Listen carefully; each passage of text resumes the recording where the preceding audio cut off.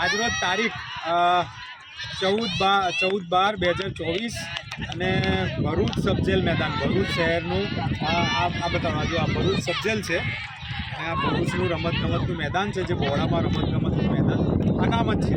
આજે આ સવાર છે, બહુ સરસ માહોલ છે. સરસ માહોલની અંદર આપણે જોઈએ તો બાળકો રમવા આવ્યા છે. તમામ સ્કૂલોના બાળકો આ મેદાનનો સમય પર ઉપયોગ કરે છે. પણ હવે દુઃખની વાત એ છે કે આ મેદાન વિવાદિત છે. આ મેદાન પર ભરૂચ સબજેલ પ્રશાસન કબજો કરવા જઈ રહી છે. ત્યાં આગળ ખોદકામ થઈ ગયા છે, પોલીસો લગાડવામાં આવે છે અહીંયા. હવે આ છેલ્લું કહી શકાય કે હવે આ બાળકો હવે કદાચ હવે અહીંયા ક્યારેય આ મેદાનનો ઉપયોગ નહીં કરી શકે. બાળકો પાસે હવે રમતગમતના મેદાન નહીં બચે. હું થોડુંક ફરાઈ લાવું તમને કેટલા બાળકો રમે છે.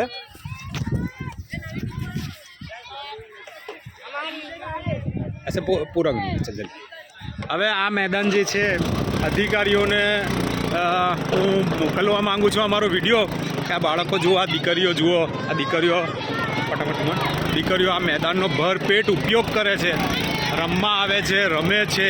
આખું મેદાન ખીચોખીચ ભરેલું છે. આ બાળકો ક્રિકેટ રમે છે.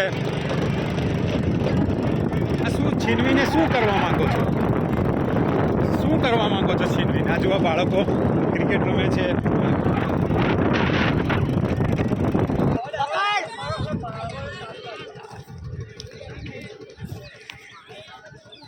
હવે આ બાળકો અહીંયા વોલીબોલ પણ રમે છે, બરોબર.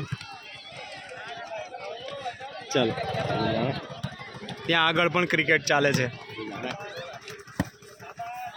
મેદાન હવે ભૂતકાળ બનવા જઈ રહ્યું છે. જોઈએ શું થઈ શકે. હાઈકોર્ટમાં કેસ દાખલ છે, તેમ છતાં કાયદાની જોડતોડની રાજનીતિ કરી અને એનો દુરુપયોગ કરી અને કબજો જેલ પ્રશાસન કરે છે. હવે આ બધું જોવું રહ્યું કે શું કરી શકાય આપણે.